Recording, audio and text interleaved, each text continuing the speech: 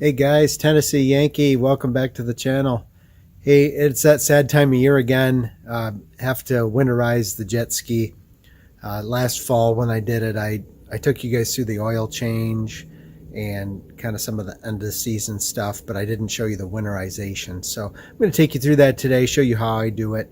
And in this particular example, I'm winterizing so I can leave it sit outside. I'm here in East Tennessee. We do get down into the teens in the winter.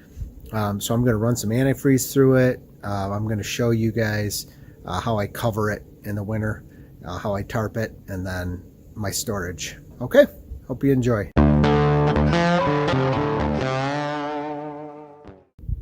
All right, so here I sit again, like last year when I showed you the flushing. I always flush it at the end of the season prior to my oil change, heat up the engine. So you'll be able to see those links at the end of the video to the other processes if you haven't seen those yet. But I like to pull it up at an incline on my driveway with the garden tractor. It's been flushed. I've filled up the tank with gas. I put in some fuel stabilizer, ran the engine for a while. So now the next thing I'm going to do is I'm going to run some antifreeze through it. Last winter I didn't even do this. I just let it drain for a long time. It was perfectly fine. I just feel better if I had a little bit of antifreeze in there. And there may be different ways to do it, but the way I'm going to do it is I have a just a little pump here, and I'm actually going to run a bucket of antifreeze. I'm going to put about 1.5 gallons of antifreeze in a bucket, and then I'm just going to start the engine and wait till I see some of that antifreeze coming out of the coolant port. And then that'll make sure I have just a good little bit of antifreeze running through the system, and then I'll shut it off. So this is what I got, just some from your Lowe's or your big box store. I just got 1.5 gallons of RV antifreeze left over here. So I'm going to put that in this bucket, and then we'll pump it in with my pump.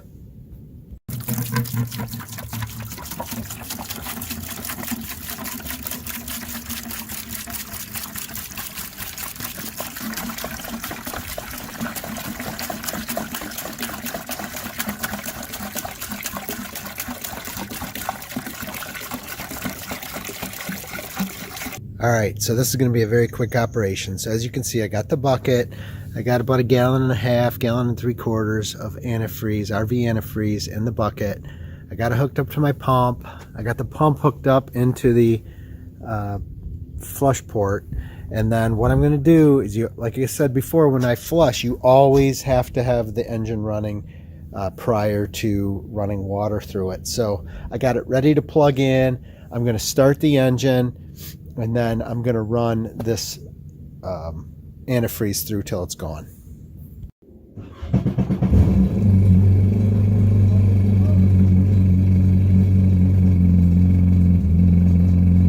And we should start to see heat coming out of the port here.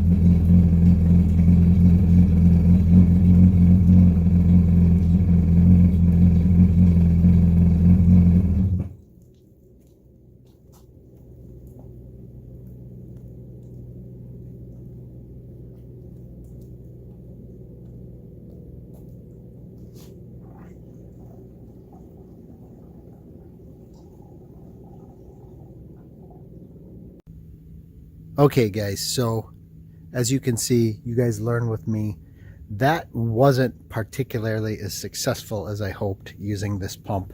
You know, I don't think it had enough force to run everything all the way through. Let's see, what do I got here? This is a 1.6 horsepower pump. But what I did notice is I was getting good flow, everything out of the back. So I'm confident there's, you know, a decent amount of antifreeze in the system. What I didn't see is it never did come out of the coolant port. So I was careful not to run the engine too long. But like I said, last winter, I didn't run any antifreeze in it. I just let it drain out, and pretty confident that there wasn't really enough moisture in there to freeze. So I guess at this point, I'm a little bit safer than I was last winter. I'm sure there's better ways to do this with other pumps, that recirculation pumps or something, but this is going to work for me. And then more importantly here, I'll show you how I cover it up and protect it from the weather. Okay, I'll crank it on one more time. We'll see if we get any more water pushed out.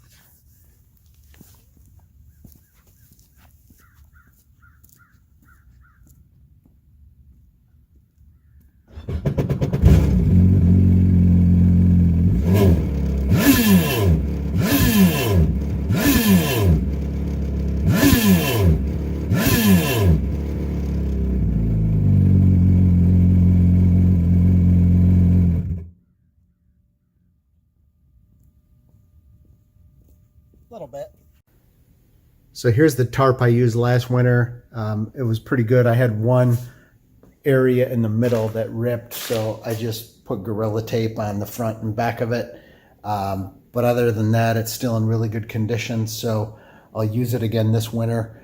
So that's what we're going to put on the jet ski after we put the cover back on. But before we do that, next step is, now that it's pretty much drained and we have a little bit of the antifreeze in there, we're going to remove the battery for the winter. This battery I just put in mid-season. So this is my 4th season with the jet ski. The Uesa was getting kind of tired, so I put in this Odyssey Extreme, and it's cranked over really well. Even today, the jet ski sat for like a month and a half, and it turned right over. So far so good with this battery. So this is my winter setup. So I always bring all my batteries in the garage. So I'll have, typically I don't have them out yet, but I'll have my 2 boat batteries here on this crate. And then here's the jet ski battery. By the way, this was a PC625, this battery. But I'll just periodically move the tender from one battery to the next and just kind of keep them trickling throughout the winter, so that way they're ready to go in the spring. So I'm just using this battery tender junior for that. Works well. All right, this next step may seem a little bit silly, but I like to take a little extra precaution. And what that is if there's an area back here where maybe a mouse or something could crawl in and chew on something, I certainly want to discourage that. So usually I like to stuff this area, especially the jet and everything, with a little bit of tin foil, because that's certainly going to stop them.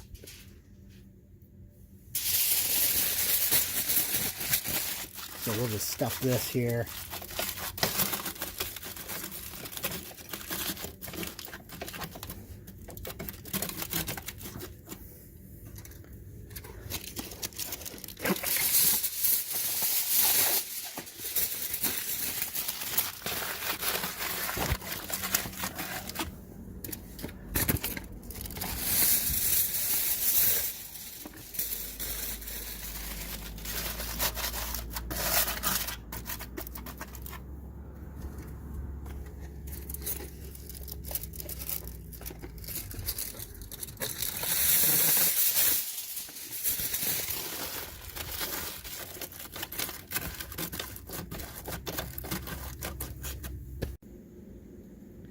Okay, now I'm going to put my cover back on.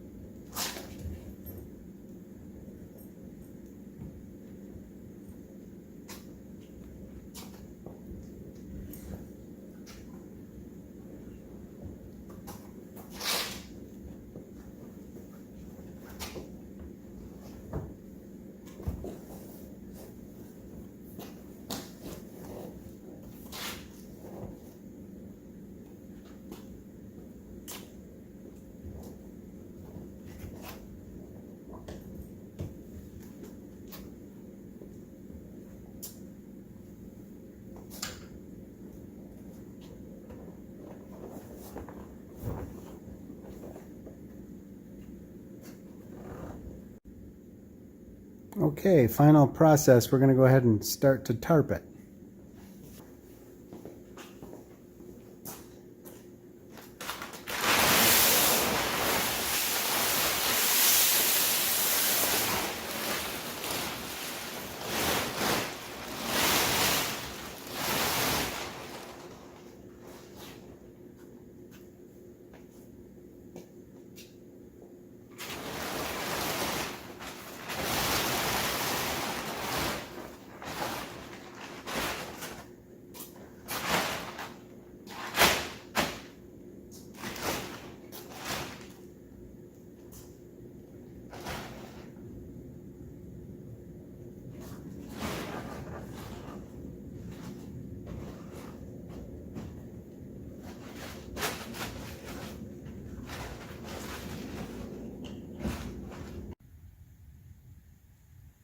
Okay, now that I have the tarp draped over, I'm just going to start the process of kind of wrapping it like a Christmas present. It's not going to be too fancy. The whole goal is I just want to keep the ski completely covered, so when it's pouring rain throughout the winter, you know, the cover and everything underneath is staying dry.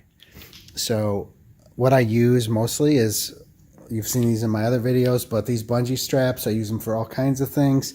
So I'll run these through the eye and then probably just bring one on this side, bring one on the other side, and then I'll just tie them together in the middle under the ski.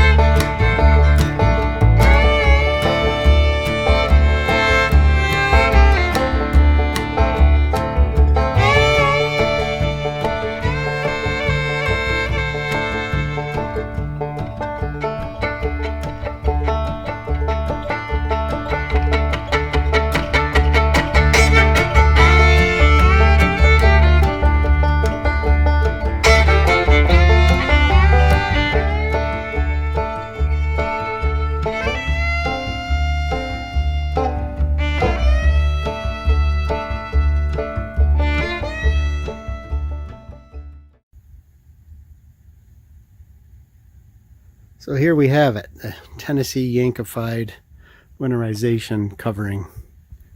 So as you can see, it's not the most beautiful thing, but everything is covered and the water is gonna flow off and drain.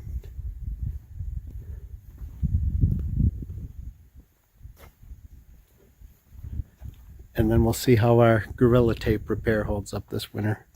If we get 2 seasons out of our $10 Harbor Freight tarp, that'll be pretty good.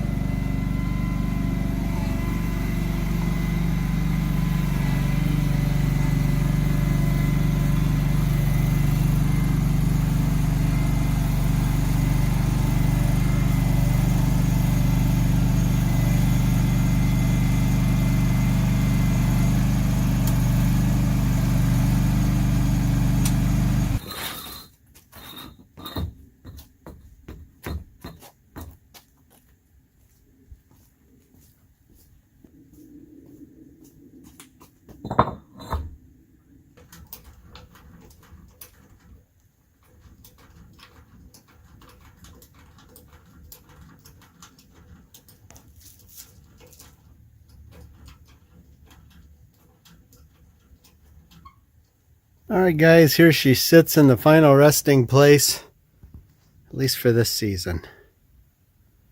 Hope this was helpful to you. Hope we learned something together, and we'll see you on the next video. Hey guys, Tennessee Yankee. Thanks for watching. If you found this content helpful, go ahead and hit that subscribe button on your right. I have other content linked for you on the left side. Otherwise, we'll see you next time. Thanks again for watching.